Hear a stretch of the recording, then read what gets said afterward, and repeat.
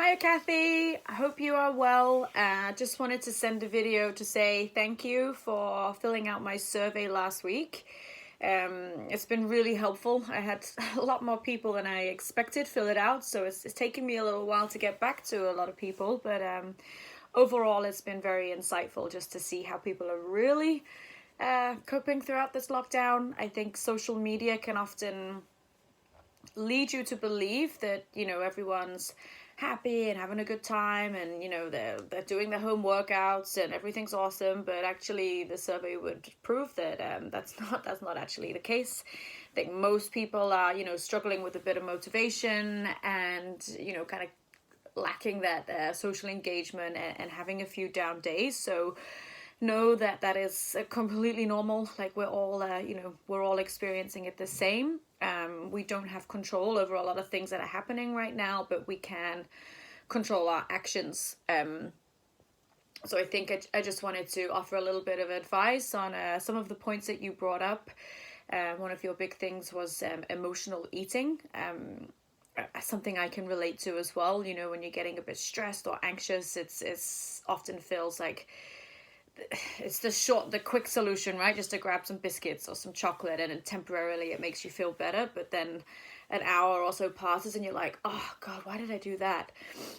So I think the biggest thing there is just to find like when you feel that trigger coming on, if it's stress or anxiety, worry, or you're craving sweet food, just to try and find a new trigger, and keep implementing that trigger until it becomes a new habit. So if you're feeling a bit down and you're feeling like you want to eat sweet food, and eating in accordance to your emotions, is like, okay, maybe you could call a friend or go outside for a quick walk, or maybe go and stand in another room in the house, put on some music, do 20 squats, whatever it is, just to kind of send that trigger to the brain, like, no, I do not use food to to control my feelings or to make me feel better.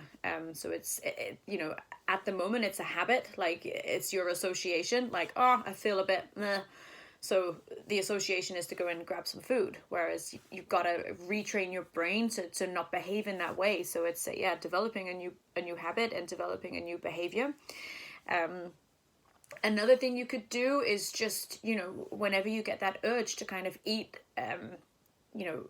eat more food, or have a bit of a splurge, or eat a load of chocolate, whatever that is, when you refer to emotional eating, like keep a journal, and actually write it down. Like write down what happened that day. Like, how did you feel when you woke up?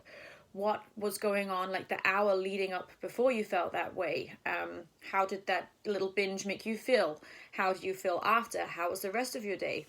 Because if you can then look back over like the course of a week or a few weeks, you might actually find that there's a pattern, and it might be, every time I speak to this person, I end up eating this way, or, oh, every time I have a bad sleep, I end up eating this way. So sometimes just keeping a track of it could help as well. So they're just a couple of tips. You said you've had a few down days and a bit of low motivation. That's normal. We're all feeling that right now. But the big thing is just having kind of a goal in mind. If you're wanting to be happy and healthy, what is it that makes you feel happy and healthy? Is it exercising 3 times a week? Is it eating healthy food? Is it socializing with your friends? Is it being outside having a walk? Like, you need to kind of figure out what that actually means to you, and then look at the daily actionable habits that you can do, leading towards that outcome. We're very lucky now that some restrictions have been lifted and there's a little more flexibility. So you probably could go for a walk down the beach with a friend, as long as you're keeping that social distancing, or maybe meet up with someone from the gym and do like an outdoor workout. And still kind of staying within government guidelines. So hopefully now things will start getting a bit better.